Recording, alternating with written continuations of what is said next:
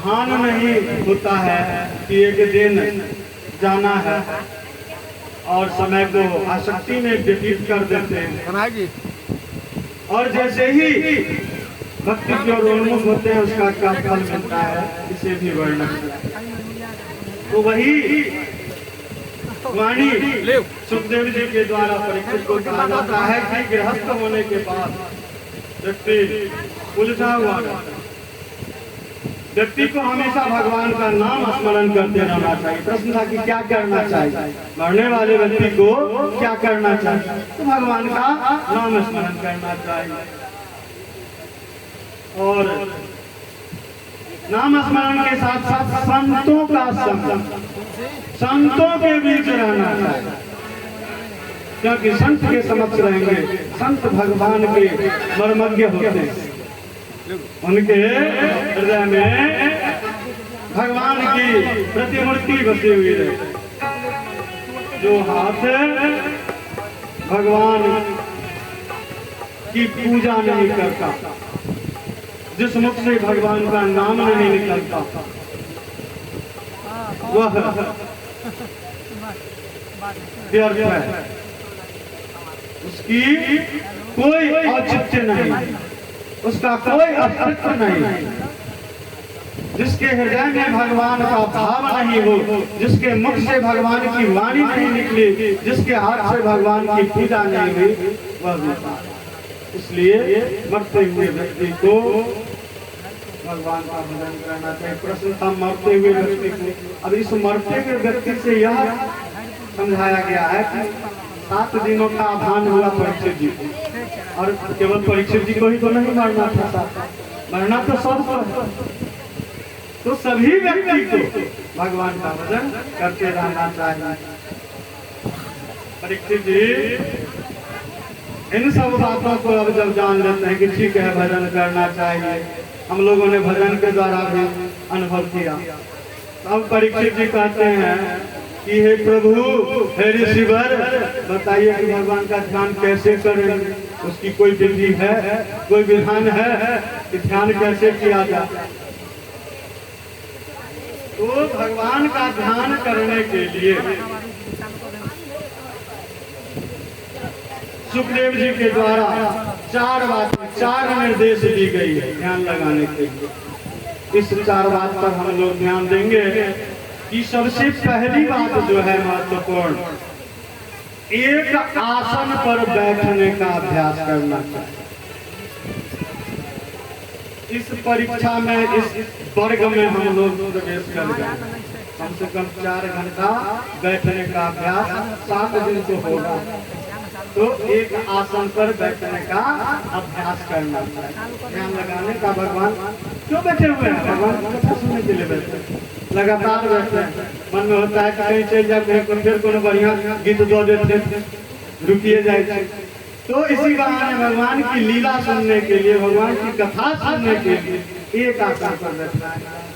जैसे ही एक आसन पर बैठने का अभ्यास होगा, भगवान का भजन करते हैं। दूसरा, प्राणायाम के द्वारा श्वास पर नियंत्रण स्थापित करना चाहिए, क्योंकि यह जो है बहुत शक्तिशाली। यह क्या है? श्वास पर नियंत्रण।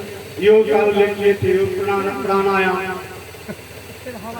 और श्वास नियंत्रण की परीक्षा हम लोगों को जिस क्षेत्र में जन्म लेने का सौभाग्य प्राप्त हुआ है, यहाँ पर वो परीक्षा ली जाती है।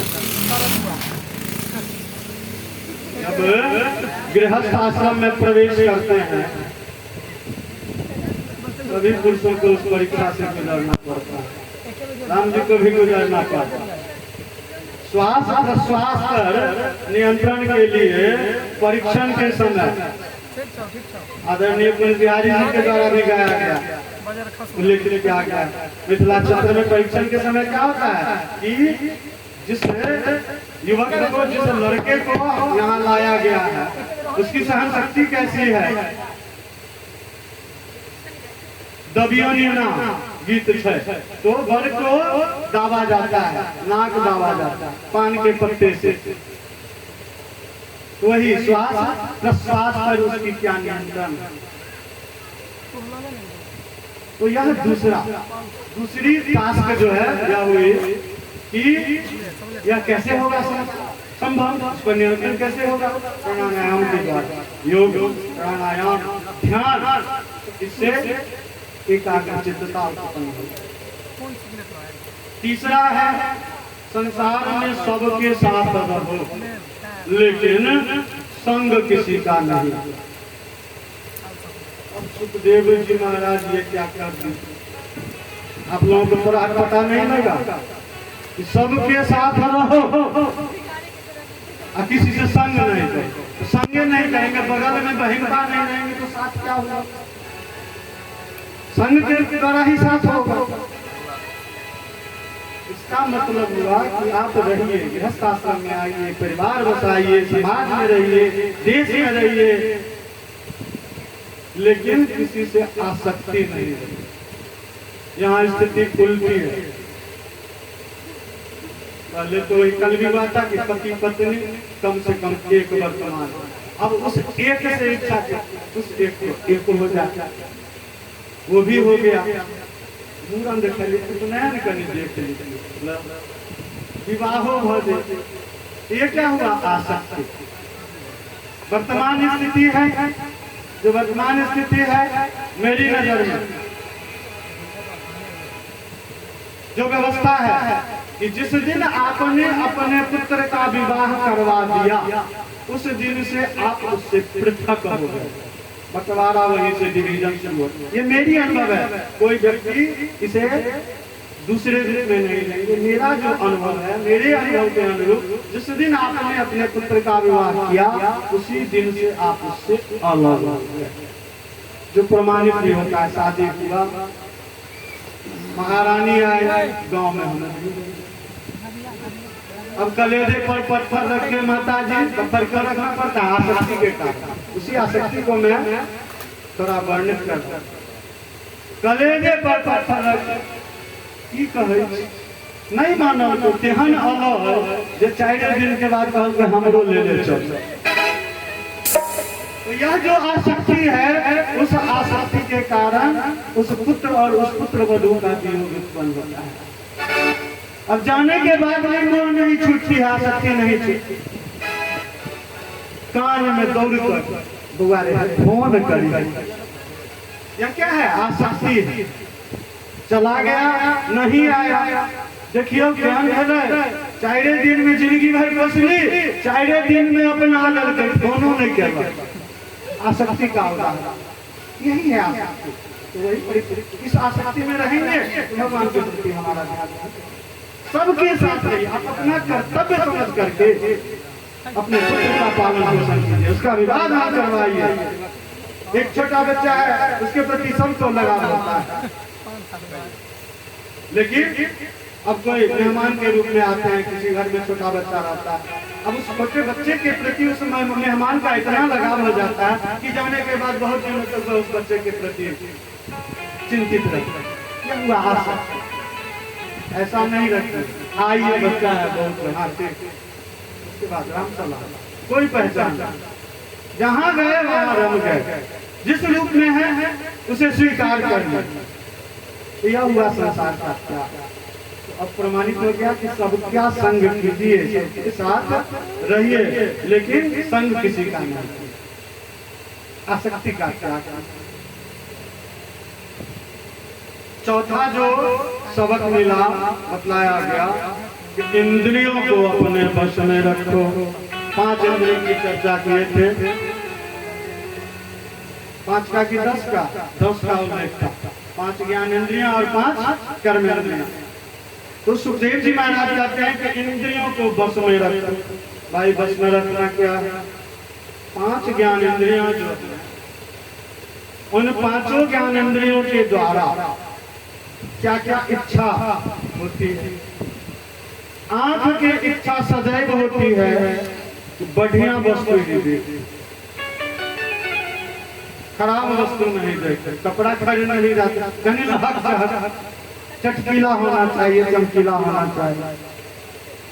गोरा है तो गोरे रंग पर कैसा सूट करेगा, और काला तो कैसा सूट करेगा। हमेशा क्यों ऐसी भावना है? सुंदर लगते देखते, अच्छा देखने की। कान की इच्छा होती है, खाली लगातार कथे कहे चलिए गजा गजाने में तो इच्छा होती है कि थोड़ा संगीत हो, बीच बीच में भजन होना चाहिए, अच्छा सुनने की इच्छा होती है। यदि जीवन सुधारने के लिए माता पिता के द्वारा बच्चों को डांटा जाता है तो बहुत खराब लगता है, पता कि नहीं, हमेशा बढ़िया बात। तो कान की इच्छा होती है हमेशा हम अच्छा ही सुन, मीठा ही सुन। नाक की इच्छा होती है हमेशा सुगंधित बढ़िया बढ़िया सुगंध मिलता है, बड़ा निकले तो लगा पुरुष भी करते हैं। सबकी इच्छा होती है कि थोड़ा सुगंधित वातावरण में रहे। जीव की इच्छा होती है, जीव का काम क्या है? स्वाद को महसूस करना। और जीव की इच्छा होती है कि हमेशा सुस्वादिष्ट, स्वादिष्ट नहीं, सुस्वादिष्ट भोजन मिले। केवल प्लेन सादा रोटी सब्जी मिल गया, क्या मिल गया? जहाँ पे बस चलने वाला है वहां तो, लेकिन अब किसी का बस नहीं चलता है। जो मिल गया उसको ग्रहण कीजिए, नहीं तो तैयार है गंगाजल से सिक्त किया हुआ नारियल वाला। जय श्री राधे। तो जीव की इच्छा होती है कि हमेशा सुस्वादिष्ट भोजन ग्रहण करें, अच्छी अच्छी वस्तुएं खाएं। और त्वचा की इच्छा होती है कि हमेशा कोमल वस्तुओं का स्पर्श हो। कुछ लोग ऐसे होते हैं, ऐसी कृपा है। 1989 में मैं मैट्रिक पास किया 10वीं,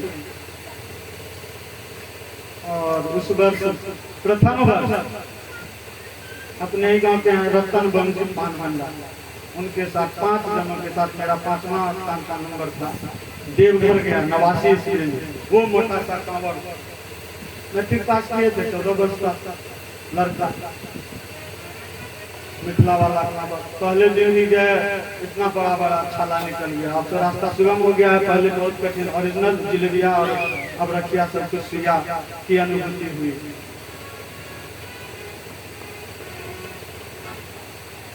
तो नीचे में सोना है, अन्य महीनों में सारी सुविधा रहती है।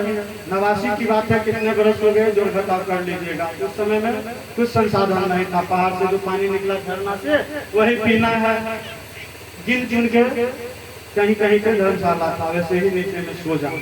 अभी की कहते तो तब से लेकर के अभी तक बाबा का ऐसा सौभाग्य है कि 1-2 बार व्यवधान हो गया है, कांवड़ लेकर के जाने की कृपा हुई है बाबा। अब क्या हो गया है, सुसज्जित व्यवस्था हो गया है। बहुत ऐसे होते हैं, अरे जहाँ पर तोषक कुशक होता वही ठम रुकी है, विश्राम वही ठम कर। क्यों? शरीर त्वचा की इच्छा हुई कि नरम विभिन्न इच्छाओं को जो हमारे मन में जागृत होती है उसे स्पष्ट करने के लिए इतना समय आप लोगों का लिया। तो ये जो विभिन्न प्रकार की इच्छाएं हैं, इसको दबाना, इसको उत्पन्न नहीं होने देना, इंद्रियों को बस में करना है। इन 5 इंद्रियों को जो कुछ भी दिखाई दे दिया देख करके मन प्रसन्न कीजिए। जो कुछ भी सुनने को मिला कोई परवाह नहीं कीजिए।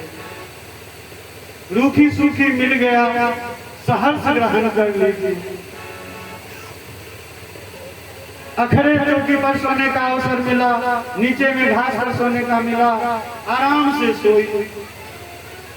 तो यह हुआ इंद्रियों को वश में रखना। तो इन 4 बातों पर ध्यान रखते हुए हम भगवान का ध्यान लगा सकते। ये सब टास्क किस चीज के लिए है? भगवान पर ध्यान लगाने के लिए। इस 4 फॉर्मूला को, 4 नियम को, इन 4 रूलों को यदि हम अपना लेते हैं अपने आप में, तो हम निश्चित रूप से भगवान का सफलतम ध्यान करते हैं। ध्यान तो दिखावा के लिए सब लगाते हैं, जैसा कि मैंने पूर्व में भी कहा, लेकिन वास्तविक ध्यान इन 4 बातों पर अमल करते हैं। ईश्वर के प्रति ध्यान लगा करके हम सर्वस्व प्राप्त कर सकते हैं। लेकिन यह सबके द्वारा नहीं हो सकता है। राम नाम जपना राम की कृपा प्राप्त होना सबके पास, सबके बस की बात नहीं है। जिसके ऊपर भगवान की कृपा होती है वही जपता है।